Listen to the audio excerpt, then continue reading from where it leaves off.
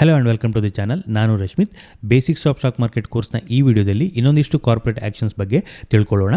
So ಈ ವಿಡಿಯೋದಲ್ಲಿ ನಾವು buy back, merger and acquisition, ಅದೇ ರೀತಿ ಡಿಲಿಸ್ಟಿಂಗ್ ಬಗ್ಗೆ ತಿಳ್ಕೊಳ್ಳೋಣ. ಈ ಬೇಸಿಕ್ಸ್ ಆಫ್ ಸ್ಟಾಕ್ ಮಾರ್ಕೆಟ್ ಕೋರ್ಸ್ನ ಕಂಪ್ಲೀಟ್ ವಿಡಿಯೋ ಸೀರೀಸನ್ನು ನೀವು ನಮ್ಮ ಚಾನಲ್ನ basics of stock market course ಎನ್ನುವಂಥ ಪ್ಲೇ ಲಿಸ್ಟನ್ನು ಚೆಕ್ ಮಾಡೋದ್ರ ಮೂಲಕ ಕಂಪ್ಲೀಟ್ ವಿಡಿಯೋ ಸೀರೀಸನ್ನು ನೋಡ್ಕೊಳ್ಬೋದು. ನೀವೇನಾದರೂ ನಮ್ಮ ಚಾನಲ್ಗೆ ಹೊಸಬರಾಗಿದ್ದರೆ ನಮ್ಮ ಚಾನಲ್ನ ಸಬ್ಸ್ಕ್ರೈಬ್ ಮಾಡ್ಕೊಳ್ಳಿ. ಅದೇ ರೀತಿ ನಮ್ಮನ್ನು ಇನ್ಸ್ಟಾಗ್ರಾಮ್ ಹಾಗೆ ಟೆಲಿಗ್ರಾಮಲ್ಲಿ ಫಾಲೋ ಮಾಡ್ಬೋದು.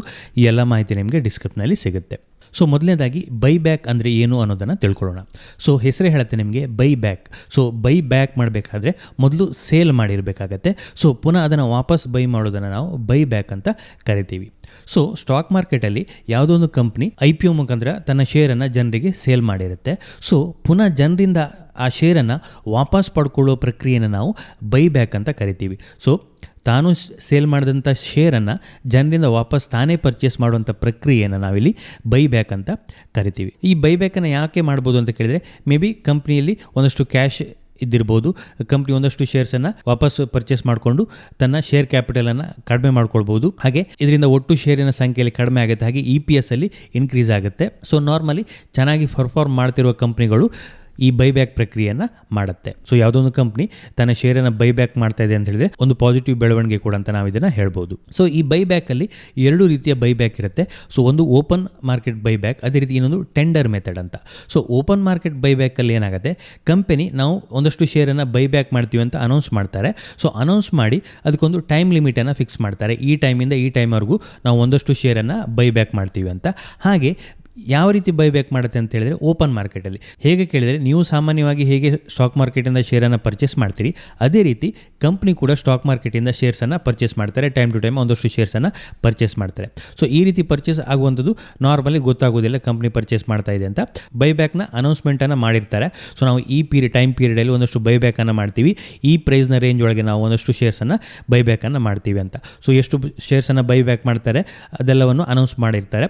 ತಾನು ಇಶ್ಯೂ ಮಾಡಿದ ಕಂಪ್ಲೀಟ್ ಶೇರ್ಸನ್ನು ಬೈಬ್ಯಾಕ್ ಮಾಡೋದಿಲ್ಲ, ಒಂದಷ್ಟು ಶೇರ್ಸನ್ನು ಕಂಪ್ನಿ ಬೈಬ್ಯಾಕ್ ಮಾಡುತ್ತೆ. ಅದಕ್ಕೆ ಬೈಬ್ಯಾಕ್ ಮಾಡಬೇಕು ಅಂತ ಇಚ್ಛೆ ಇದ್ದರೆ. ಸೊ ನೆಕ್ಸ್ಟ್ ಮೆಥಡ್ ಇರುವಂಥದ್ದು ಟೆಂಡರ್ ಮೆಥಡ್. ಸೊ ಈ ಪ್ರಕ್ರಿಯೆಯಲ್ಲಿ ಏನಾಗುತ್ತೆ, ಕಂಪನಿ ಒಂದು ಡೇಟನ್ನು ಅನೌನ್ಸ್ ಮಾಡುತ್ತೆ, ನಾವು ಈ ಟೈಮಲ್ಲಿ ಬೈಬ್ಯಾಕನ್ನು ಮಾಡ್ತೀವಿ ಅಂತ. ಅದೇ ರೀತಿ ಒಂದು ಪ್ರೈಸನ್ನು ಕೂಡ ಅನೌನ್ಸ್ಮೆಂಟನ್ನು ಮಾಡ್ತಾರೆ. ಸೊ ಈ ಪ್ರೈಸ್ಗೆ ನಾವು ಬೈಬ್ಯಾಕನ್ನು ಮಾಡ್ತೀವಿ ಅಂತ. ಸೊ ನಾರ್ಮಲಿ ಈ ಪ್ರೈಸ್ ಏನಿರುತ್ತೆ, ಮಾರ್ಕೆಟ್ ಪ್ರೈಸ್ಗಿಂತ ಹೆಚ್ಚಿನ ಬೆಲೆ ಇರಲಿರುತ್ತೆ. ಸೊ ಆ ರೀಸನಿಂದ ಇನ್ವೆಸ್ಟರ್ಗಳು ಇಂಟ್ರೆಸ್ಟನ್ನು ಹೊಂದಿ ತಮ್ಮ ಶೇರನ್ನು ಕಂಪ್ನಿಗೆ ಅಗೈನ್ ಟೆಂಡರ್ ಮಾಡ್ಬೋದು. ಫಾರ್ ಎಕ್ಸಾಂಪಲ್, ಯಾವುದೋ ಒಂದು ಶೇರ್ನ ಪ್ರೈಸ್ 100 ರೂಪೀಸ್ ಅಲ್ಲಿತ್ತು ಅಂತ ಹೇಳಿದ್ರೆ ಆ ಕಂಪ್ನಿ 150 ರೂಪೀಸ್ಗೆ ಬೈಬ್ಯಾಕನ್ನು ಮಾಡ್ಬೋದು. ಸೊ ಒಂದು ಡೇಟನ್ನು ಫಿಕ್ಸ್ ಮಾಡುತ್ತೆ. ಸೊ ಆ ಡೇಟಲ್ಲಿ ನೀವು ಕಂಪ್ನಿಗೆ ಶೇರನ್ನು ಟೆಂಡರ್ ಮಾಡಬೇಕಾಗತ್ತೆ. ಸೊ ತಾನು ಇಂತಿಷ್ಟು ಶೇರನ್ನು ಪರ್ಚೇಸ್ ಮಾಡ್ತೀನಿ ಅಂತ ಕಂಪ್ನಿ ಅನೌನ್ಸ್ ಮಾಡುತ್ತೆ, ಇಂತಿಷ್ಟು ಶೇರನ್ನು ಜನರಿಂದ ಪರ್ಚೇಸ್ ಮಾಡ್ತೀನಿ ಅಂತ ಅನೌನ್ಸ್ ಮಾಡುತ್ತೆ, ಹಾಗೆ ಒಂದು ಡೇಟನ್ನು ಫಿಕ್ಸ್ ಮಾಡುತ್ತೆ. ಸೊ ಈ ರೀತಿ ಬೈಬ್ಯಾಕ್ ಅನೌನ್ಸ್ ಆದಾಗ ನೀವು ನಿಮ್ಮ ಶೇರನ್ನು ಟೆಂಡರ್ ಮಾಡ್ಬೋದು. ನಿಮ್ಮ ಹತ್ರ ಇದ್ದಂಥ ಅಷ್ಟು ಶೇರ್ಗಳು ಕಂಪ್ನಿ ಅಕ್ಸೆಪ್ಟ್ ಮಾಡುತ್ತೆ ಅಂತ ಕೇಳಿದರೆ ಅದು ಡಿಪೆಂಡ್ ಆಗುತ್ತೆ, ಎಷ್ಟು ಶೇರನ್ನು ಕಂಪ್ನಿ ಬೈ ಮಾಡ್ತಾ ಇದೆ, ಅದೇ ರೀತಿ ಎಷ್ಟು ಅಕ್ಸೆಪ್ಟೆನ್ಸ್ ರೇಷಿಯೋ ಬಂದಿದೆ ಅಂತ. ಸೊ ಎಷ್ಟು ಶೇರ್ ಹೋಲ್ಡರ್ಗಳು ಶೇರನ್ನು ಟೆಂಡರ್ ಮಾಡ್ತಾ ಇದ್ದಾರೆ, ಅದೇ ರೀತಿ ಎಷ್ಟು ಶೇರನ್ನು ಕಂಪ್ನಿ ಬೈ ಬ್ಯಾಕ್ ಮಾಡಲಿಕ್ಕೆ ಅನೌನ್ಸ್ ಮಾಡಿದೆ ಅನ್ನೋದ್ರ ಮೇಲೆ ಡಿಪೆಂಡ್ ಆಗುತ್ತೆ. ಸಬ್ಮಿಟ್ ಮಾಡಿದ ಎಲ್ಲ ಶೇರ್ಗಳು ಕಂಪ್ನಿ ಅಕ್ಸೆಪ್ಟ್ ಮಾಡಬೇಕು ಅಂತಿಲ್ಲ, ಕಂಪ್ನಿ ಬೈ ಮಾಡಬೇಕು ಅಂತಿಲ್ಲ. ಒಂದಷ್ಟು ಶೇರನ್ನು ಒಂದು ರೇಷಿಯೋದ ಆಧಾರದ ಮೇಲೆ ಒಂದಷ್ಟು ಶೇರನ್ನು ಬೈ ಮಾಡುತ್ತೆ.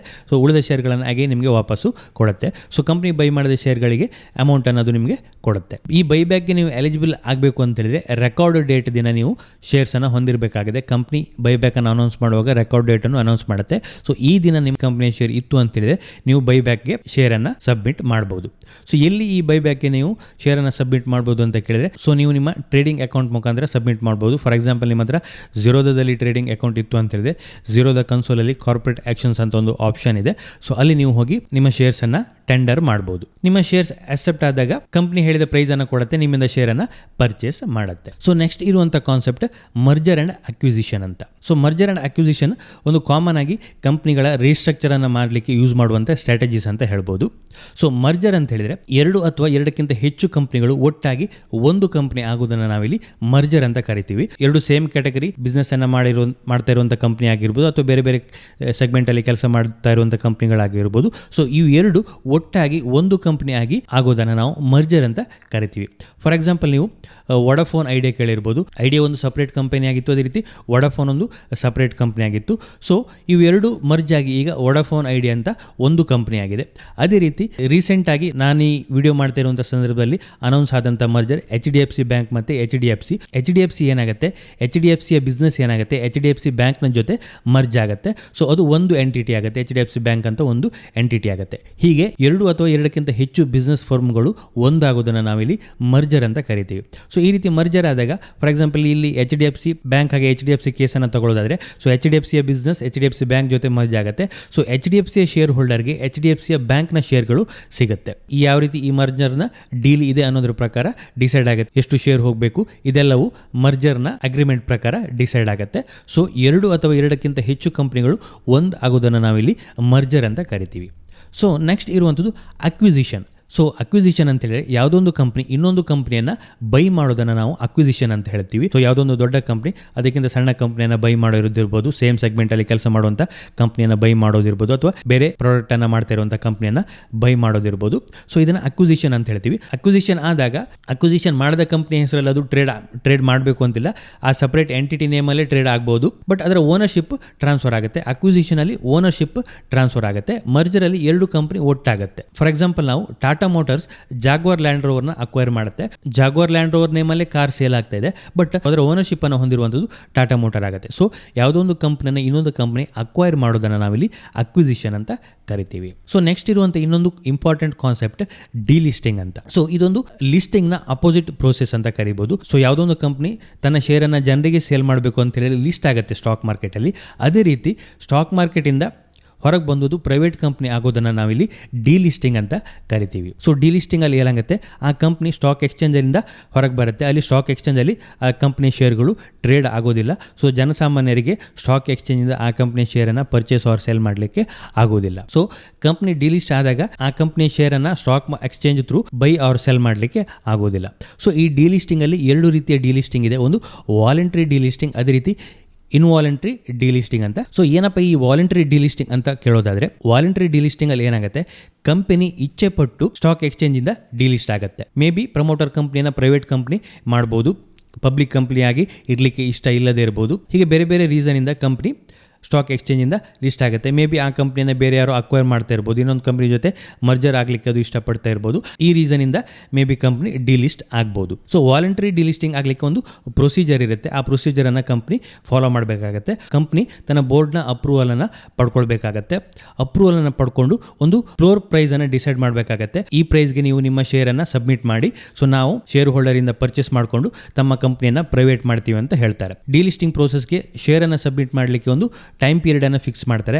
ಆ ಟೈಮ್ ಪೀರಿಯಡ್ ಅಲ್ಲಿ ಎಷ್ಟು ಶೇರ್ ಸಬ್ಮಿಟ್ ಆಗಿದೆ ಅಂತ ನೋಡಿಕೊಂಡು ಅಲ್ಲಿ ಒಂದು ರಿವರ್ಸ್ ಬುಕ್ ಬಿಲ್ಡಿಂಗ್ ಪ್ರೋಸೆಸ್ ಅಂತ ನಡೆಯುತ್ತೆ. ಸೊ ಲಿಸ್ಟಿಂಗ್ ಟೈಮಲ್ಲಿ ಬುಕ್ ಬಿಲ್ಡಿಂಗ್ ಪ್ರೋಸೆಸ್ ಆಗುತ್ತೆ. ಬುಕ್ ಬಿಲ್ಡಿಂಗ್ ಪ್ರೋಸೆಸ್ಸಲ್ಲಿ ಕಂಪ್ನಿ ಲಿಸ್ಟ್ ಆಗುವಾಗ ಯಾವುದು ಇಶ್ಯೂ ಪ್ರೈಸ್ ಅಂತ ಡಿಸೈಡ್ ಆಗುತ್ತೆ.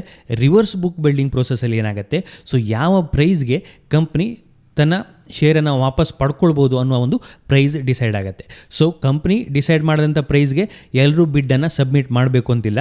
ಅವರಿಗೆ ಇಷ್ಟ ಬಂದ ಪ್ರೈಸಲ್ಲಿ ಅವರು ಬಿಡ್ಡನ್ನು ಸಬ್ಮಿಟ್ ಮಾಡ್ಬೋದು. ರಿವರ್ಸ್ ಬುಕ್ ಬಿಲ್ಡಿಂಗ್ ಪ್ರೋಸೆಸ್ಸಲ್ಲಿ ಏನಾಗುತ್ತೆ, ಸೊ ಯಾವ ಪ್ರೈಸ್ಗೆ ಹೆಚ್ಚು ಬಿಡ್ಗಳು ಬಂದಿದೆ ಅದು ಒಂದು ಪ್ರೈಸ್ ಆಗಿ ಡಿಸೈಡ್ ಆಗುತ್ತೆ. ಸೊ ಯಾವ ಪ್ರೈಸ್ಗೆ ಹೆಚ್ಚು ಬಿಡ್ ಬಂದಿದೆ ಅದು ಪ್ರೈಸ್ ಡಿಸ್ಕವರಿಯಲ್ಲಿ ಬರುತ್ತೆ. ಸೊ ಆ ಪ್ರೈಸ್ಗೆ ಕಂಪನಿ ಶೇರ್ಸನ್ನು ಶೇರ್ ಹೋಲ್ಡರಿಂದ ಪರ್ಚೇಸ್ ಮಾಡಲಿಕ್ಕೆ ಇಚ್ಛೆ ಪಟ್ಟರೆ ಆ ಪ್ರೈಸ್ಗೆ ಪರ್ಚೇಸ್ ಮಾಡಿಕೊಂಡು ಶೇರನ್ನು ಡಿಲಿಸ್ಟ್ ಮಾಡ್ಕೊಳ್ಬೋದು. ಸೊ ಆ ಪ್ರೈಸ್ಗೆ ಕಂಪನಿ ಇಷ್ಟಪಡಲಿಲ್ಲ ಶೇರ್ಸನ್ನು ಪರ್ಚೇಸ್ ಮಾಡಲಿಕ್ಕೆ ಅಂತ ಹೇಳಿದ್ರೆ ಹಾಗೆ ಡಿಲಿಸ್ಟಿಂಗ್ ಮಾಡದೇ ಇರ್ಬೋದು. ಸೊ ಪ್ರಮೋಟರ್ 90% ಶೇರನ್ನು ಪರ್ಚೇಸ್ ಮಾಡಬೇಕಾಗತ್ತೆ, ತಾನು ಕಂಪ್ನಿಯ ಶೇರನ್ನು ಡಿಲಿಸ್ಟ್ ಮಾಡಬೇಕು ಅಂತ ಹೇಳಿದೆ. ಫಾರ್ ಎಕ್ಸಾಂಪಲ್ ಯಾವುದೋ ಒಂದು ಕಂಪ್ನಿ 100 ರೂಪಾಯಿಗೆ ಫ್ಲೋರ್ ಪ್ರೈಸನ್ನು ಡಿಸೈಡ್ ಮಾಡುತ್ತೆ. ಅದೇ ರೀತಿ ಶೇರ್ ಹೋಲ್ಡರ್ ತಮ್ಮ ಶೇರನ್ನು ಟೆಂಡರ್ ಮಾಡ್ತಾರೆ. ಸೊ ರಿವರ್ಸ್ ಬುಕ್ ಬಿಲ್ಡಿಂಗ್ ಪ್ರೈಸಲ್ಲಿ 150 ರೂಪೀಸ್ಗೆ ಪ್ರೈಸ್ ಡಿಸ್ಕವರಿ ಆಯಿತು ಅಂತ ಇಟ್ಕೊಳ್ಳಿ. ಸೊ 150 ರೂಪೀಸ್ಗೆ ಕಂಪನಿ ತನ್ನ ಶೇರನ್ನು ಬೈ ಮಾಡಲಿಕ್ಕೆ ಇಷ್ಟಪಡುತ್ತೆ, 150 ರೂಪೀಸನ್ನು ಕೊಟ್ಟು ಶೇರನ್ನು ಬೈ ಮಾಡುತ್ತೆ ಅಂತ ಇಟ್ಕೊಳ್ಳಿ. ಸೊ ನೀವು ಆ ಪ್ರಕ್ರಿಯೆಯಲ್ಲಿ ಇನ್ನೂ ಶೇರನ್ನು ಟೆಂಡರ್ ಮಾಡಲಿಲ್ಲ. ಸೊ ನೀವು 100 ರೂಪೀಸ್ಗೆ ಶೇರನ್ನು ಟೆಂಡರ್ ಮಾಡಿರಲಿಲ್ಲ. ಸೊ ನಿಮಗೆ ಜಾಸ್ತಿ ಪ್ರೈಸ್ ಬೇಕು ಅಂತಿರುತ್ತೆ. ಸೊ ಆಗ ಏನು ಮಾಡ್ಬೋದು, ಸೊ 1 ವರ್ಷದ ಟೈಮ್ ಪೀರಿಯಡ್ ಇರುತ್ತೆ. ಆ ಟೈಮ್ ಪೀರಿಯಡಲ್ಲಿ ನೀವು ಆ 150 ರೂಪೀಸ್ ಏನು ಡಿಸ್ಕವರಿ ಪ್ರೈಸ್ ಆಗಿದೆ ಆ ಪ್ರೈಸ್ಗೆ ನೀವು ಶೇರನ್ನು ಕಂಪ್ನಿಗೆ ಸಬ್ಮಿಟ್ ಮಾಡ್ಬೋದು. ಸೊ ಒಮ್ಮೆ ಡಿಲಿಸ್ಟ್ ಆದ ನಂತರ ನೀವು ಡೈರೆಕ್ಟ್ಲಿ ಸ್ಟಾಕ್ ಎಕ್ಸ್ಚೇಂಜ್ ಮುಖಾಂತರ ಮಾಡಲಿಕ್ಕೆ ಆಗೋದಿಲ್ಲ. ನೀವು ಓನರನ್ನು ಕಾಂಟ್ಯಾಕ್ಟ್ ಮಾಡಿ ನಂತರ ಅದನ್ನು ಸೇಲ್ ಮಾಡಬೇಕಾಗತ್ತೆ. ಸೊ ನೀವು ಇಮಿಡಿಯೇಟ್ಲಿ ಯಾವುದೊಂದು ಕಂಪ್ನಿ ಡಿಲಿಸ್ಟಿಂಗ್ ಆಫರನ್ನು ತಂದಾಗ ನೀವು ಇಮಿಡಿಯೇಟ್ಲಿ ಟೆಂಡರ್ ಮಾಡಬೇಕು ಅಂತಿಲ್ಲ. ಸೊ ಒಮ್ಮೆ ಪ್ರೈಸ್ ಡಿಸ್ಕವರಿ ಆದ ನಂತರ, ನಿಮಗೆ ಪ್ರೈಸ್ ಕ್ಲಿಯರ್ ಆದ ನಂತರ ನೀವು ನೆಕ್ಸ್ಟ್ ಆ ಪ್ರೈಸ್ಗೆ ನಿಮ್ಮ ಶೇರನ್ನು ಟೆಂಡರ್ ಮಾಡ್ಬೋದು. ಸೊ ಪ್ರೈಸ್ ಡಿಸ್ಕವರಿ ಆಗುವಂಥದ್ದು ಯಾವ ಪ್ರೈಸ್ಗೆ ಅತಿ ಹೆಚ್ಚು ಬಿಡ್ ಬಂದಿದೆ ಅಂದ್ಕೊಂಡು ಆ ಪ್ರೈಸ್ಗೆ ಡಿಸೈಡ್ ಆಗುತ್ತೆ. ಸೊ ನಿಮ್ಮ ಶೇರ್ಸ್ ಟೆಂಡರ್ ಆದಾಗ ನಿಮಗೆ ಅಮೌಂಟ್ ಕಂಪ್ನಿ ಕಡೆಯಿಂದ ಬರುತ್ತೆ, ಶೇರನ್ನು ಕಂಪ್ನಿ ಪರ್ಚೇಸ್ ಮಾಡ್ತಾರೆ. ಇನ್ ಕೇಸ್ ಕಂಪ್ನಿಗೆ ಆ ಪ್ರೈಸಲ್ಲಿ ಶೇರನ್ನು ಕೊಡಲಿಕ್ಕೆ ಇಷ್ಟ ಇಲ್ಲ ಅಂತೇಳಿದ್ರೆ ಕಂಪ್ನಿ ಆ ಡಿಲಿಸ್ಟಿಂಗ್ ಆಫರನ್ನು ಕ್ಯಾನ್ಸಲ್ ಮಾಡ್ಬೋದು. ಫಾರ್ ಎಕ್ಸಾಂಪಲ್ ರೀಸೆಂಟಾಗಿ ವೇದಾಂತದ ಕೇಸ್ ಆಗಿತ್ತು. ಸೊ ವೇದಾಂತ ಏನು ಮಾಡಿತ್ತು, ಕಂಪ್ನಿ ಡಿಲಿಸ್ಟಿಂಗ್ ಮಾಡಲಿಕ್ಕೆ ಒಂದು ಆಫರನ್ನು ಕೊಡುತ್ತೆ. ಅದು ಸೆಟ್ ಮಾಡಿದಂಥ ಫ್ಲೋರ್ ಪ್ರೈಸ್ 87.5 ರೂಪೀಸ್ ಇತ್ತು. ಸೊ ಆ ಟೈಮಲ್ಲಿ ಮಾರ್ಕೆಟ್ ಪ್ರೈಸ್ ಅದಕ್ಕಿಂತ ಜಾಸ್ತಿನೇ ಇತ್ತು, 87.5ಕ್ಕಿಂತ ಜಾಸ್ತಿನೇ ಮಾರ್ಕೆಟ್ ಪ್ರೈಸ್ ಇತ್ತು. ಸೊ ವೇದಾಂತ ಸೆಟ್ ಮಾಡಿದಂಥ ಪ್ರೈಸ್ 87.5 ಆಗಿತ್ತು. ಸೊ ಇಲ್ಲಿ ಮ್ಯಾಟರ್ ಆಗುವಂಥದ್ದು ಯಾರು ಹೆಚ್ಚು ಪ್ರೈಸ್ಗೆ ಬಿಡ್ಡನ್ನು ಮಾಡ್ತಾರೆ ಅನ್ನೋದು ಮ್ಯಾಟರ್ ಆಗುತ್ತೆ. ಸೊ ವೇದಾಂತ ಕೇಸಲ್ಲಿ LIC ಅತಿ ಹೆಚ್ಚು ಶೇರನ್ನು ಹೊಂದಿತ್ತು. ಸೊ LIC ಬಿಡ್ ಮಾಡಿದಂಥ ಪ್ರೈಸ್ 320 ಆಗಿತ್ತು. ಸೊ ಆಬ್ವಿಯಸ್ಲಿ 320 ರೂಪೀಸಲ್ಲಿ ಡಿಸ್ಕವರ್ಡ್ ಪ್ರೈಸ್ ಆಗಿ ಬರುವಂಥ ಸಾಧ್ಯತೆ ಇದೆ ರಿವರ್ಸ್ ಬುಕ್ ಬಿಲ್ಡಿಂಗ್ ಪ್ರೋಸೆಸಲ್ಲಿ. ಸೊ ಅದಕ್ಕೋಸ್ಕರ ಆ 320 ಪ್ರೈಸನ್ನು ಕೊಡಲಿಕ್ಕೆ ವೇದಾಂತ ರೆಡಿ ಇರಲಿಲ್ಲ. ಹಾಗಾಗಿ ಆ ಡಿಲಿಸ್ಟಿಂಗ್ ಆಫರಲ್ಲಿ ಕ್ಯಾನ್ಸಲ್ ಆಗುತ್ತೆ. ಹಾಗೆ ಹೆಕ್ಸಾವೈರ್ ಅಂತ ಒಂದು ಕಂಪ್ನಿ ಇತ್ತು. ಸೊ ಅದು ಡಿಲಿಸ್ಟಿಂಗ್ ಆಫರ್ ಮಾಡಿದಂಥ ಒಂದು ಪ್ರೈಸ್ 285 ರೂಪೀಸ್ ಆಗಿತ್ತು. ನೆಕ್ಸ್ಟ್ ಡಿಸ್ಕವರಿ ಆದಂಥ ಪ್ರೈಸ್, ಶೇರ್ ಟೆಂಡರ್ ಆದ ನಂತರ ರಿವರ್ಸ್ ಬುಕ್ ಬಿಲ್ಡಿಂಗ್ ಪ್ರೈಸಲ್ಲಿ ಡಿಸ್ಕವರಿ ಆದಂಥ ಪ್ರೈಸ್ ಏನಿದೆ ಇದು 475 ಆಗಿತ್ತು. ಬಟ್ ಕಂಪ್ನಿ ಏನು ಮಾಡುತ್ತೆ, 475 ರೂಪೀಸ್ಗೂ ಅಗ್ರಿ ಆಗುತ್ತೆ. ಅಗ್ರಿ ಆಗಿ ಜನರಿಂದ ಶೇರನ್ನು ಪರ್ಚೇಸ್ ಮಾಡಿಕೊಂಡು, ಪಬ್ಲಿಕ್ಕಿಂದ ಶೇರನ್ನು ಪರ್ಚೇಸ್ ಮಾಡಿಕೊಂಡು ಡಿಲಿಸ್ಟ್ ಆಗುತ್ತೆ. ಈ ರೀತಿ ವಾಲಂಟರಿ ಡಿಲಿಸ್ಟಿಂಗಲ್ಲಿ ಕಂಪ್ನಿ ಹತ್ರ ಒಂದು ಆಪ್ಷನ್ ಇದೆ. ಅದು ಇಚ್ಛೆ ಪಟ್ಟರೆ ಡಿಸ್ಕವರಿ ಆದ ಪ್ರೈಸಲ್ಲಿ ಡಿಲಿಸ್ಟ್ ಆಗ್ಬೋದು, ಇಲ್ಲ ಅಂತ ಹೇಳಿದ್ರೆ ಡಿಲಿಸ್ಟ್ ಮಾಡದೆ ಇರ್ಬೋದು. ನೆಕ್ಸ್ಟ್ ಇರುವಂಥದ್ದು ಇನ್ವಾಲಂಟರಿ ಡಿಲಿಸ್ಟಿಂಗ್ ಅಂತ. ಸೊ ಇದು ಸ್ವಲ್ಪ ಡೇಂಜರ್ ಕೇಸ್ ಇರುವಂಥದ್ದು. ವಾಲಂಟರಿ ಡಿಲಿಸ್ಟಿಂಗಲ್ಲಿ ನಾರ್ಮಲಿ ಏನು ಪ್ರಾಬ್ಲಮ್ ಇರಲ್ಲ, ನಿಮಗೆ ಶೇರನ್ನು ಸಬ್ಮಿಟ್ ಮಾಡಲಿಕ್ಕೆ ಒಂದು ಆಪ್ಷನ್ ಇರುತ್ತೆ. ಸೊ ಇನ್ವಾಲಂಟರಿ ಡಿಲಿಸ್ಟಿಂಗ್ ಅಂತ ಹೇಳಿದ್ರೆ ಆ ಕಂಪನಿನ ಫೋರ್ಸ್ಫುಲಿ ಸ್ಟಾಕ್ ಎಕ್ಸ್ಚೇಂಜಿಂದ ರಿಮೂವ್ ಮಾಡ್ತಾರೆ. ಅದಕ್ಕೆ ಬೇರೆ ಬೇರೆ ರೀಸನ್ ಇರ್ಬೋದು. ಮೇ ಬಿ ಕಂಪ್ನಿ ಲಿಸ್ಟ್ ಆಗಲಿಕ್ಕೆ ಒಂದಷ್ಟು ರೂಲ್ಸ್ ಆ್ಯಂಡ್ ರೆಗ್ಯುಲೇಷನ್ಗಳಿದೆ, ಆ ರೂಲ್ಸನ್ನು ಫಾಲೋ ಮಾಡದೇ ಇರ್ಬೋದು ಯಾವುದೊಂದು ಲಿಸ್ಟ್ ಆದ ಕಂಪ್ನಿ. ಸೊ ಆ ರೀಸನಿಂದ ಮೇ ಬಿ ಡಿಲಿಸ್ಟ್ ಮಾಡಬಹುದು. ಸೊ ಈ ರೀತಿ ಸೆಬಿ ಅಥವಾ ಎಕ್ಸ್ಚೇಂಜ್ಗಳು ಕಂಪಲ್ಸರಿಯಾಗಿ ಯಾವುದೋ ಒಂದು ಕಂಪನಿಯನ್ನು ಎಕ್ಸ್ಚೇಂಜಿಂದ ಡಿಲಿಸ್ಟ್ ಮಾಡೋದನ್ನು ವಾಲಂಟರಿ ಡಿಲಿಸ್ಟಿಂಗ್ ಅಂತ ಕರಿತೀವಿ. ಸೊ ನಾರ್ಮಲಿ ಈ ರೀತಿ ಆಗುವಂಥದ್ದು ಯಾವುದೋ ಫೆನ್ನಿ ಸ್ಟಾಕ್ಗಳು ಈ ರೀತಿ ವಾಲಂಟರಿ ಡಿಲಿಸ್ಟಿಂಗ್ ಆಗುತ್ತೆ. ಯಾವುದೊಂದು ಚೆನ್ನಾಗಿ ಪರ್ಫಾರ್ಮ್ ಮಾಡ್ತಿರುವಂಥ ಕಂಪನಿ ವಾಲಂಟರಿ ಡಿಲಿಸ್ಟಿಂಗ್ ಆಗುವಂಥ ಚಾನ್ಸಸ್ ತುಂಬ ಕಡಿಮೆ. ಸೊ ಈ ರೀತಿ ವಾಲಂಟರಿ ಡಿಲಿಸ್ಟಿಂಗ್ ಆದಾಗ ನೀವು ನಿಮ್ಮ ಹಣವನ್ನು ಕಳ್ಕೊಳ್ಳುವಂಥ ಚಾನ್ಸಸ್ ಇರುತ್ತೆ. ಸೊ ಈ ರೀತಿ ವಾಲಂಟರಿ ಡಿಲಿಸ್ಟಿಂಗ್ ಬಗ್ಗೆ ಎಕ್ಸ್ಚೇಂಜ್ ಅನೌನ್ಸ್ಮೆಂಟನ್ನು ಮಾಡುತ್ತೆ, ಕಂಪ್ನಿ ಈ ತಾರೀಕಿನ ನಂತರ ಡಿಲಿಸ್ಟಿಂಗ್ ಆಗುತ್ತೆ ಅಂತ. ಸೊ ಇನ್ ಕೇಸ್ ನೀವು ಆ ಕಂಪ್ನಿ ಶೇರನ್ನು ಹೊಂದಿದರೆ ಇಮಿಡಿಯೇಟ್ಲಿ ಅದನ್ನು ಸೇಲ್ ಮಾಡಬೇಕಾಗತ್ತೆ. ಇನ್ ಕೇಸ್ ಆ ಕಂಪ್ನಿ ಶೇರನ್ನು ನೀವು ಸೇಲ್ ಮಾಡದೇ ಇದ್ದರೆ, ಡಿಲಿಸ್ಟಿಂಗ್ ಆದ ನಂತರ ನೀವು ಅದನ್ನು ಸೇಲ್ ಮಾಡಲಿಕ್ಕೆ ಬರೋದಿಲ್ಲ. ಸೊ ನಿಮ್ಮ ಇನ್ವೆಸ್ಟ್ಮೆಂಟಲ್ಲಿ ಕಂಪ್ಲೀಟ್ ಆಗಿ ಹೋಗುವಂಥ ಚಾನ್ಸಸ್ ಇರುತ್ತೆ. In case next time company relist ಆದರೆ ನೆಕ್ಸ್ಟ್ ಅದನ್ನು ನೀವು ಎಕ್ಸ್ಚೇಂಜಲ್ಲಿ ಸೇಲ್ ಮಾಡ್ಬೋದು, ಇಲ್ಲದಿದ್ದರೆ ನಿಮ್ಮ ಇನ್ವೆಸ್ಟ್ಮೆಂಟಲ್ಲಿ ಝೀರೋ ಆಗುತ್ತೆ. ಸೊ ಅದಕ್ಕೋಸ್ಕರ ಯಾವುದೋ ಒಂದು ಕಂಪ್ನಿ ಮೇಲೆ ನೀವು ಇನ್ವೆಸ್ಟ್ಮೆಂಟನ್ನು ಮಾಡ್ತಾ ಅಂತ ಇದ್ರೆ, ಸೊ ಒಂದಷ್ಟು ಅದರ ಫೈನಾನ್ಷಿಯಲ್ ಸ್ಟೇಟ್ಮೆಂಟ್ ಅನ್ನು ನೋಡ್ಕೊಳ್ಳಿ. ಹಾಗೆ ನೀವು ಯಾವುದೊಂದು ಕಂಪ್ನಿ ಮೇಲೆ ಇನ್ವೆಸ್ಟ್ಮೆಂಟ್ ಅನ್ನು ಮಾಡಿದಿರಿ ಅಂತ ಹೇಳಿದ್ರೆ ಕಂಟಿನ್ಯೂಸ್ ಆಗಿ ಆ ಕಂಪ್ನಿ ಬಗ್ಗೆ ಒಂದಷ್ಟು ಇನ್ಫಾರ್ಮೇಷನ್ ತಗೊಳ್ತಾ ಇರೋದು ಒಳ್ಳೆಯದಾಗುತ್ತೆ, ಒಂದಷ್ಟು ನ್ಯೂಸ್ ಅನ್ನು ತಗೊಳ್ತಾ ಇರೋದು ಒಳ್ಳೆಯದಾಗುತ್ತೆ. ಇನ್ವೆಸ್ಟ್ಮೆಂಟ್ ಅನ್ನು ಮಾಡಿ ಸುಮ್ಮನೆ ಇದ್ದರೆ ಕೆಲವೊಮ್ಮೆ ಈ ರೀತಿ ಕೇಸ್ಗಳಾದಾಗ ನಿಮ್ಮ ಇನ್ವೆಸ್ಟ್ಮೆಂಟನ್ನು ಕಳ್ಕೊಳ್ಳುವಂಥ ಚಾನ್ಸಸ್ ಇರುತ್ತೆ. ರೀಸೆಂಟ್ಲಿ ಒಂದು ಕೇಸ್ ಆಯಿತು, ಸಿಂಟೆಕ್ಸ್ ಇಂಡಸ್ಟ್ರೀಸ್ ಅಂತ ಒಂದು ಕಂಪ್ನಿ, ಅದು ಡಿಲಿಸ್ಟಿಂಗ್ ಆಗುತ್ತೆ. ಅದೊಂದು ಪೆನಿ ಸ್ಟಾಕ್ ಆಗಿತ್ತು. ಸೊ ನಾವಿಲ್ಲಿ ನೋಡ್ಬೋದು ಸಿಂಟೆಕ್ಸ್ ಇಂಡಸ್ಟ್ರೀಸ್ನ ಚಾರ್ಟನ್ನು ನಾವು ನೋಡ್ತಾ ಇದ್ದೀವಿ. ಸೊ ಇದು 21 ಮಾರ್ಚ್ ದಿನ ಡಿಲಿಸ್ಟಿಂಗ್ ಆಗುತ್ತೆ. ಸೊ ಡಿಲಿಸ್ಟಿಂಗ್ ಆಗುತ್ತೆ ಅಂತ ಸ್ವಲ್ಪ ದಿನ ಮುಂಚೆನೇ ಎಕ್ಸ್ಚೇಂಜ್ ಅನೌನ್ಸ್ಮೆಂಟನ್ನು ಮಾಡುತ್ತೆ. ಆದರೂ ನೀವಿಲ್ಲಿ ನೋಡ್ಬೋದು ಡಿಲಿಸ್ಟಿಂಗ್ ಆಗಲಿಕ್ಕಿಂತ ಸ್ವಲ್ಪ ಮುಂಚೆ ಇದರಲ್ಲಿ ಟ್ರೇಡಿಂಗ್ ಆಗ್ತಾ ಇತ್ತು. ಸೊ ಜನರು ಏನು ಮಾಡ್ತಾರೆ, ಚಾರ್ಟನ್ನು ನೋಡ್ತಾರೆ. ಸೊ ತುಂಬ ಕಡಿಮೆ ರೂಪೀಸ್ಗೆ ಟ್ರೇಡ್ ಆಗ್ತಿದೆ, 7 ರೂಪೀಸ್ಗೆ ಟ್ರೇಡ್ ಆಗ್ತಿದೆ ಒಂದು ಪೆನಿ ಸ್ಟಾಕ್. ಸೊ ರೈಸ್ ಆಗ್ಬೋದು ಅಂತ ಬೈ ಮಾಡ್ತಾರೆ. ಅದರ ಬಗ್ಗೆ ಇನ್ಫಾರ್ಮೇಷನನ್ನು ಕಲೆಕ್ಟ್ ಮಾಡೋದಿಲ್ಲ. ಯಾಕೆ ಈ ಸ್ಟಾಕ್ ಈ ರೀತಿ ಅಪ್ಪರ್ ಸರ್ಕಿಟ್ ಅದೇ ರೀತಿ ಲೋವರ್ ಸರ್ಕಿಟನ್ನು ಮಾಡ್ತಾ ಇದೆ, ಯಾಕೆ ಇಷ್ಟು ಕಡಿಮೆ ಪ್ರೈಸ್ಗೆ ಟ್ರೇಡ್ ಆಗ್ತಾಯಿದೆ, ಇದರ ಫೈನಾನ್ಷಿಯಲ್ ಸ್ಟೇಟ್ಮೆಂಟ್ಗಳನ್ನು ಚೆಕ್ ಮಾಡೋದಿಲ್ಲ, ಬ್ಲೈಂಡ್ ಆಗಿ ಬೈ ಮಾಡ್ತಾರೆ. ಡಿಲಿಸ್ಟಿಂಗ್ ಆಗೋ ಮುಂಚಿನ ದಿನ ಈ ಸ್ಟಾಕ್ಗಳಲ್ಲಿ ಕೂಡ ಟ್ರೇಡಿಂಗ್ ನಡೀತಾ ಇತ್ತು, ಅದನ್ನು ಬೈ ಮಾಡಿ ಇಟ್ಕೊಂಡವ್ರು ಇದ್ದಾರೆ. ಸೊ ನೆಕ್ಸ್ಟ್ ಡೇ ಅದು ಡಿಲಿಸ್ಟಿಂಗ್ ಆಗುತ್ತೆ, ಅವರ ಇನ್ವೆಸ್ಟ್ಮೆಂಟ್ ಕಂಪ್ಲೀಟ್ ಆಗಿ ಹೋಗುತ್ತೆ. ಸೊ ಕೆಲವು ಬ್ರೋಕರ್ಗಳಿದೆ, ಫಾರ್ ಎಕ್ಸಾಂಪಲ್ ನಾನು ಜಿರೋದಾದ ಎಕ್ಸಾಂಪಲನ್ನು ಕೊಡೋದಾದರೆ, ಸೊ ನೀವು ಇಂಥ ಶೇರ್ಗಳನ್ನು ಬೈ ಮಾಡಲಿಕ್ಕೆ ಹೋದಾಗ ಆರ್ಡರ್ ವಿಂಡೋದಲ್ಲಿ ಒಂದು ಮೆಸೇಜ್ ಬರುತ್ತೆ. ಸೊ ಈ ರೀತಿ ಡಿಲಿಸ್ಟಿಂಗ್ ಇದ್ದರೆ ಡಿಲಿಸ್ಟಿಂಗ್ ಬಗ್ಗೆ ಮೆಸೇಜ್ ಬರುತ್ತೆ. ಸೊ ಏನಾದರೂ ನ್ಯೂಸ್ ಇದ್ದರೆ ಆ ನ್ಯೂಸ್ನ ಮೆಸೇಜಲ್ಲಿ ಬಂದಿರುತ್ತೆ ಆರ್ಡರ್ ವಿಂಡೋದಲ್ಲೇ. ಸೊ ಅದನ್ನು ಅಬ್ಸರ್ವ್ ಮಾಡೋದಿಲ್ಲ, ಬ್ಲೈಂಡ್ ಆಗಿ ಬೈ ಮಾಡ್ತಾರೆ. ಹಾಗಾಗಿ ನಿಮ್ಮ ಕಂಪ್ಲೀಟ್ ಇನ್ವೆಸ್ಟ್ಮೆಂಟನ್ನು ಕಳ್ಕೊಳ್ಳುವಂಥ ಚಾನ್ಸಸ್ ಇರುತ್ತೆ. ಸೊ ಹಾಗಾಗಿ ನೀವು ಯಾವುದೊಂದು ಪೆನ್ನಿ ಸ್ಟಾಕನ್ನು ಅಂತ ಹೇಳಿದರೆ ಯಾವುದೊಂದು ಕಡಿಮೆ ಅಮೌಂಟ್ ಇರುವಂಥ ಈ ರೀತಿ 5 ರೂಪೀಸ್ 2 ರೂಪೀಸ್ 1 ರೂಪೀಸ್ ಇರುವಂಥ ಶೇರನ್ನು ಬೈ ಮಾಡುವಾಗ ಒಂದಷ್ಟು ರಿಸರ್ಚ್ ಮಾಡಬೇಕಾಗತ್ತೆ. ಫಸ್ಟ್ ನೀವು ಚಾರ್ಟ್ ನೋಡಬೇಕಾಗತ್ತೆ. ಸೊ ಚಾರ್ಟ್ ಈ ರೀತಿ ಮೂವ್ ಆಗ್ತಾ ಇದೆ ಅಂತ ಹೇಳಿದ್ರೆ ಸೊ ಅದಕ್ಕೊಂದು ರೀಸನ್ ಇದೆ. ಅದೇ ರೀತಿ ಈ ಸ್ಟಾಕ್ನ ಪ್ರೈಸ್ 7 ರೂಪೀಸ್ಗೆ ಟ್ರೇಡ್ ಆಗ್ತಾ ಇದೆ ಅಂತ ಹೇಳಿದ್ರೆ ಅದಕ್ಕೂ ಒಂದು ರೀಸನ್ ಇದೆ. ಸೊ ನೀವು ಬ್ಲೈಂಡ್ ಆಗಿ ಅದನ್ನು ಬೈ ಮಾಡಲಿಕ್ಕೆ ಹೋಗಬೇಡಿ, ನೀವು ಅಲ್ಲಿ ಅಮೌಂಟನ್ನು ಕಳ್ಕೊಳ್ಳುವಂಥ ಚಾನ್ಸಸ್ ಇರುತ್ತೆ. ಸೊ ಈ ಸಿಂಟೆಕ್ಸ್ ಇಂಡಸ್ಟ್ರೀಸ್ ಕೇಸಲ್ಲಿ ಏನಾಗುತ್ತೆ, ಕಂಪ್ನಿ ಲಾಸ್ ಮೇಕಿಂಗ್ ಕಂಪ್ನಿ ಆಗಿರುತ್ತೆ. ಸೊ ಕಂಪ್ನಿ ಬ್ಯಾಂಕ್ರಪ್ಸಿಗೆ ಫೈಲ್ ಮಾಡುತ್ತೆ. ಸೊ ಅದನ್ನು ರಿಲಯನ್ಸ್ ಇಂಡಸ್ಟ್ರೀಸ್ ಮತ್ತು asset care and reconstruction enterprise ಈ ಸಿಂಟೆಕ್ಸ್ ಇಂಡಸ್ಟ್ರೀಸನ್ನು ಬೈ ಮಾಡುತ್ತೆ. ಸೊ ಬೈ ಮಾಡಿದಾಗ ಈ ರೆಸೊಲ್ಯೂಷನ್ ಪ್ಲಾನಲ್ಲಿ ಏನು ಡಿಸೈಡ್ ಮಾಡ್ತಾರೆ ಅಂತ ಹೇಳಿದ್ರೆ, ಸಿಂಟೆಕ್ಸ್ ಇಂಡಸ್ಟ್ರೀಸ್ನ ಈಕ್ವಿಟಿ ಶೇರನ್ನು 0 ಮಾಡ್ತಾರೆ. ಸೊ ಯಾವುದೊಂದು ಕಂಪ್ನಿ ಈಕ್ವಿಟಿ ಶೇರ್ಗೆ ಪ್ರಿಫರೆನ್ಸ್ ಇರುವಂಥದ್ದು, ಕೊನೆಗೆ ಯಾವುದೊಂದು ಕಂಪ್ನಿ ಸೇಲ್ ಆಗ್ತಾ ಇದೆ ಅಂತ ಹೇಳಿದ್ರೆ ಫಸ್ಟ್ ಪ್ರಿಫರೆನ್ಸ್ ಇರುವಂಥದ್ದು ಆ ಕಂಪ್ನಿಗೆ ಲೋನ್ ಕೊಟ್ಟವರಿಗೆ ಆಗಿರುತ್ತೆ, ಅದನ್ನು ತೀರಿಸುವಂಥದ್ದು ಮೊದಲ ಪ್ರಿಫರೆನ್ಸ್ ಆಗುತ್ತೆ. ಸೊ ಲೋನ್ ಕೊಟ್ಟು ಉಳಿದ ಅಮೌಂಟ್ ಏನಾದರೂ ಉಳಿದ್ರೆ ನೆಕ್ಸ್ಟ್ ಅದನ್ನು ಶೇರ್ ಹೋಲ್ಡರಿಗೆ ಕೊಡ್ತಾರೆ. ಸೊ ಈ ಕೇಸಲ್ಲಿ ಏನಾಗುತ್ತೆ, ಕಂಪ್ನಿ ಸೊ ಒಂದಷ್ಟು ಲಾಸನ್ನು ಮಾಡ್ಕೊಂಡಿರೋದ್ರಿಂದ ಸೊ ಕಂಪ್ನಿ ದಿವಾಳಿ ಆಗಿರುತ್ತೆ, ಕಂಪ್ನಿಗೆ ಲೋನ್ ತೀರಿಸಲಿಕ್ಕೆ ಆಗೋದಿಲ್ಲ. ಸೊ ಅದು ಇನ್ಸಾಲ್ವೆನ್ಸಿಗೆ ಫೈಲ್ ಮಾಡುತ್ತೆ. ಅಲ್ಲಿ ರಿಲಯನ್ಸ್ ಇಂಡಸ್ಟ್ರೀಸ್ ಮತ್ತು ಅಸೆಟ್ ಕೇರ್ ರೀಕನ್ಸ್ಟ್ರಕ್ಷನ್ ಎಂಟರ್ಪ್ರೈಸ್ ಈ ಸಿಂಟೆಕ್ಸ್ ಇಂಡಸ್ಟ್ರೀಸನ್ನು ಬೈ ಮಾಡುತ್ತೆ. ಸೊ ಬೈ ಮಾಡುವಾಗ ಅವರು ಈ ರೆಸೊಲ್ಯೂಷನ್ ಪ್ಲಾನಲ್ಲಿ ಈ ಕಂಪ್ನಿಯ ಶೇರ್ ವ್ಯಾಲ್ಯೂವನ್ನು 0 ಮಾಡ್ತೀವಿ ಅಂತ ಹೇಳ್ತಾರೆ.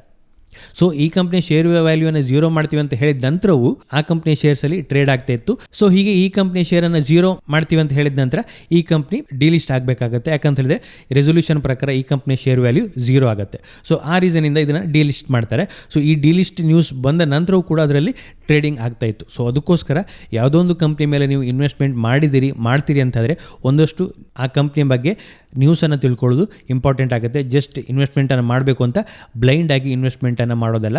ಜಸ್ಟ್ ಒಂದು ಚಾರ್ಟನ್ನು ನೋಡಿ, ನೆಕ್ಸ್ಟ್ ಒಂದು ಬ್ಯಾಲೆನ್ಸ್ ಶೀಟನ್ನು ನೋಡಿ, ನೀವು ಇದರ ಪ್ರಾಫಿಟ್ ಆ್ಯಂಡ್ ಲಾಸ್ ಸ್ಟೇಟ್ಮೆಂಟನ್ನು ನೋಡಿದ್ರೆ ಈ ಸಿಂಟೆಕ್ಸ್ ಇಂಡಸ್ಟ್ರೀಸ್ದು year by year profit decrease ಆಗ್ತಾ ಬರುತ್ತೆ, ನೆಕ್ಸ್ಟ್ ಲಾಸ್ಗೆ ಹೋಗುತ್ತೆ. ಈ ರೀತಿ ಇರುವಂಥ ಕಂಪ್ನಿಗಳ ಕಡೆ ನೀವು ಇನ್ವೆಸ್ಟ್ಮೆಂಟನ್ನು ಮಾಡಲಿಕ್ಕೆ ಹೋಗಬೇಡಿ. ಯಾವುದೊಂದು ಕಂಪ್ನಿ ಚೆನ್ನಾಗಿ ಇಯರ್ ಬೈ ಇಯರ್ ಗ್ರೋತ್ ಆಗ್ತಾ ಇದೆ ಅಂತ ಇದ್ದರೆ ಮಾತ್ರ ಇನ್ವೆಸ್ಟ್ಮೆಂಟನ್ನು ಮಾಡಿ. ಸೊ ಕಂಪ್ನಿಯ ಶೇರ್ ಪ್ರೈಸ್ ಡೌನ್ ಇದೆ ಅಂತ ಇನ್ವೆಸ್ಟ್ಮೆಂಟ್ ಮಾಡಲಿಕ್ಕೆ ಹೋಗಬೇಡಿ. ಕಂಪ್ನಿ ಪ್ರೈಸ್ ತುಂಬ ಕಡಿಮೆ ಇದೆ ಅಂತ ಹೇಳಿದ್ರೆ ಅದಕ್ಕೊಂದು ರೀಸನ್ ಇರುತ್ತೆ. ಈ ರೀತಿಯ ಲಾಸ್ ಮೇಕಿಂಗ್ ಕಂಪ್ನಿ ಅಥವಾ ಬ್ಯಾಂಕ್ರಪ್ಟ್ಗೆ ರೆಡಿ ಆಗಿರುವಂಥ ಕಂಪ್ನಿಗಳ ಶೇರಲ್ಲಿ ಇನ್ವೆಸ್ಟ್ಮೆಂಟನ್ನು ಮಾಡಲಿಕ್ಕೆ ಹೋಗಬೇಡಿ.